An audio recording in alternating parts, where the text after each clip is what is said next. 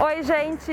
Aqui no fundo está a Universidade Federal de Santa Maria, onde eu faço doutorado em comunicação. Eu queria entrar lá, matar um pouquinho da saudade, mas não pode, né? O campus está fechado desde março, desde o isolamento social em função da pandemia. Eu não pude entrar lá para gravar esse vídeo. Eu queria gravar esse vídeo de retrospectiva do ensino à distância.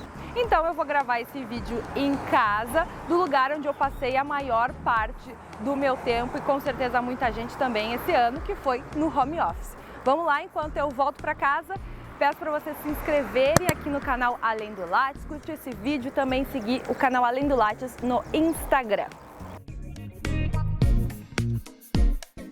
Oi, gente! Bom, agora eu tô aqui então em um dos lugares que eu utilizei como home office ao longo desse 2020. Tá vazio agora porque eu não tô mais utilizando esse espaço, eu me mudei.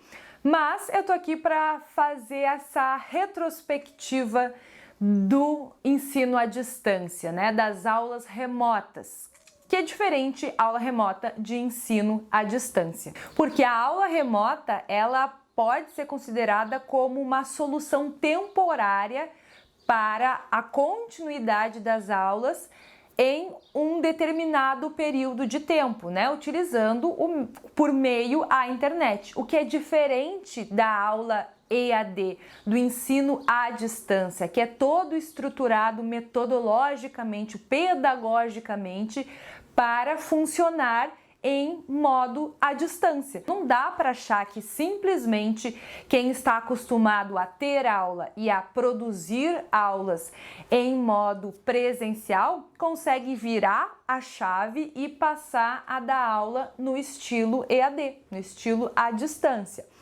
Por isso, então, 2020 foi um ano de muitos desafios, tanto para os professores quanto para os estudantes. E é isso que eu quero compartilhar um pouquinho agora nesse vídeo. Para começar, né? Lá em março, tava todo mundo super empolgado com o início do semestre, eu tava pelo menos. Eu tava dando aula no Departamento de Comunicação da UFSM em Frederico Westphalen, como professora substituta. Tinha passado janeiro e fevereiro planejando as minhas aulas, super empolgadas, pensando em formas de interagir com os alunos, de tornar as aulas atrativas. E de repente, então, começa o semestre que não começa, né? Começa o semestre à distância e eu me vejo, como muitos outros professores, num momento de reinvenção de algo que eu tinha acabado de aprender a fazer, né, que é dar aula. Então, me vejo numa tentativa de buscar ferramentas pedagógicas alternativas para a interação com os alunos, para a produção de conteúdos que fizessem com que eles tivessem o interesse de buscar os assuntos da disciplina, os temas da disciplina, que eu estava disponibilizando no Moodle, até porque as minhas duas maiores turmas eram de estudantes do primeiro semestre que tinham acabado de entrar na universidade, então ainda não tinham se acostumado com aquela autonomia que é característica dos estudantes de graduação, né, que vão por conta própria, com o passar do tempo, se acostumando a buscar o conhecimento para além do que o professor passa em sala de aula, né? Pela própria motivação de se tornar um bom profissional. Ao mesmo tempo, a gente também começou a refletir entre os professores, entre os grupos de docentes, como que seria o acesso dos alunos a esse conteúdo que a gente estava produzindo. Porque, afinal de contas, a gente não sabia quais eram as condições dos estudantes, especialmente dos estudantes de universidades federais, de instituições públicas. A gente começou a pensar quem teria acesso a computador com internet de qualidade para poder baixar o material que a gente estava produzindo, para poder assistir aos vídeos que a gente estava disponibilizando, quem teria tempo de se dedicar integralmente à aula,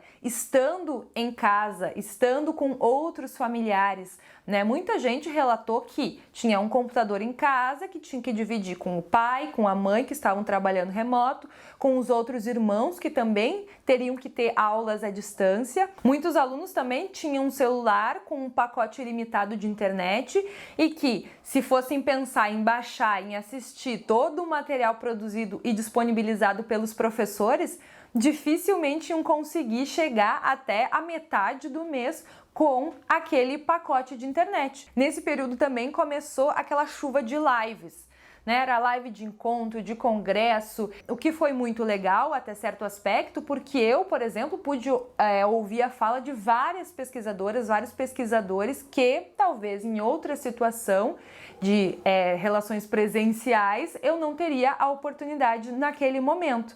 Mas, por um outro lado, chegou um ponto em que a gente estava saturada de live. Era live para tudo, todos os assuntos viravam live e a nossa vida continuava tendo 24 horas. E a gente não saía daquele lugar, né? Não saía de frente do computador de jeito nenhum. No máximo, mudava da sala para o quarto, para a sala, para o quarto, né? Não tem muita opção além disso. E eu, no início, bem ingenuamente, na primeira decretação lá da aula à distância, pensei, bom, vai ser só por um mês, né? Vamos fazer conteúdos alternativos para os alunos, para manter o engajamento dos alunos, para despertar o interesse dos alunos, depois a gente volta com as aulas presenciais. Mas aí o tempo foi passando, 2 meses, 3 meses, meu Deus, isso não vai acabar nunca. E aí então a gente teve que, de alguma forma, se acostumar a dar aula pelas plataformas de encontro à distância, Google Meet, Zoom, Skype, aprender a compartilhar tela, compartilhar vídeo com áudio, com imagem, aos alunos apresentarem os trabalhos nesse formato à distância, interagirem, né? Era uma alegria quando os alunos apareciam, né, com as suas câmeras abertas, mesmo que tivessem de roupão, tomando café da manhã, mas pelo menos era um rosto para a gente poder olhar e saber que estava conversando com alguém. E foi aquela chuva de situação inusitada. Criança passando na frente da live, as aulas viraram pet friendly, child friendly, todo mundo era bem-vindo desde que, de alguma forma, aluno e professor pudessem estar em interação por aquele tempo, por aquele momento. E essas situações inusitadas revelaram a dificuldade em se manter a qualidade de ensino remoto, né? A qualidade dessas interações. Porque se a gente está numa sala de aula, a gente sai da nossa casa, a gente caminha, se direciona para a universidade e a gente fica dentro da sala de aula. Então, a gente está lá com todos os nossos sentidos envolvidos nessa ação, né? Então a gente está prestando atenção, a gente está ouvindo, a gente está num ambiente de troca informacional. Diferente do que acontece se a gente está em casa, né? Porque daí tem o gato, tem a criança, tem alguém que chega para bater na porta. Ainda mais para as mulheres, que a gente sabe que ainda na maioria dos casos ficam com a responsabilidade de cuidar das crianças, de cuidar dos idosos. Não tem como cancelar essa convivência familiar de uma forma que se possa dedicar integralmente o nosso tempo e a nossa atenção para aquela aula, para aquele momento de aula. E no caso dos estudantes, muita gente teve que assumir outros papéis dentro de casa, porque a mãe, porque o pai não puderam ficar em isolamento social. E aí então os estudantes, como não tinham aula, tiveram que cuidar dos serviços da casa, cuidar dos irmãos, cuidar da família, dos avós, e isso não foi um caso isolado. Isso sem falar nos estudantes que se mudaram de cidade, de estado, alugaram um apartamento ou que contavam em começar a trabalhar para conseguir manter os estudos em meio período. Bom, acabou o semestre, acabou meu contrato de docente, o doutorado continua, não tenho bolsa ainda, mas as aulas seguem. E por ser um formato de encontro diferente, os encontros da pós-graduação terem uma rotina de aula diferente do que a rotina das aulas da graduação, os encontros costumam ser para discutir textos, né? Então o aluno lê em casa os textos, faz seus fichamentos, suas anotações e durante o período da aula a gente faz ali as discussões a respeito daquele texto. Mas nem por isso a aula é menos difícil, né? Nem por isso se torna mais fácil a interação. Porque, estando à distância, com certeza a discussão não é tão intensa. A gente não se sente tão à vontade para interromper um outro colega para apresentar um ponto de vista. Fica muito mais difícil de fazer uma construção de conhecimento coletiva. Isso sem falar que depois de 2 horas, tanto para o professor que fica 2 horas falando sem parar, quanto para os estudantes que ficam ali focados, olhando para a tela, né, e tentando se concentrar única e exclusivamente na tela do computador, fica bem difícil de manter a atenção. Isso sem falar na falta daquele momento de descontração ali, né? De sair depois da aula, tomar um café, discutir o que foi conversado em sala de aula e de trocar risada também. A gente só se encontra agora para fazer reunião, para fazer aula, para falar de coisa séria. Em nenhum momento a gente consegue descontrair e vai fazendo uma pressão psicológica, né? Porque rir faz bem, a gente precisa descontrair, a gente precisa da interação com as pessoas.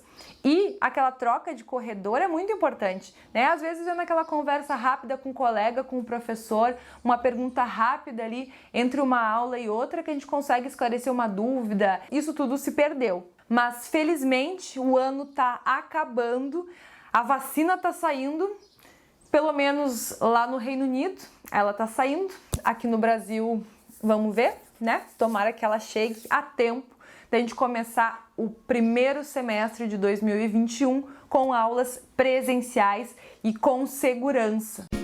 O que vocês acharam? Gostaram desse modelo à distância? Porque até certo ponto tem aspectos positivos, né? A gente não precisa sair de casa, pode ficar com uma roupinha confortável, roupinha ajeitadinha em cima, né? Tem seu lado positivo.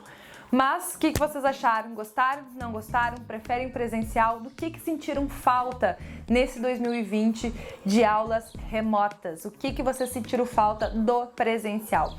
Compartilhem aqui embaixo, curtam esse vídeo, compartilhem o vídeo e se inscrevam aqui no canal Além do Lattes, que aliás foi uma novidade agora de 2020. Te vejo no próximo vídeo. Tchau, tchau!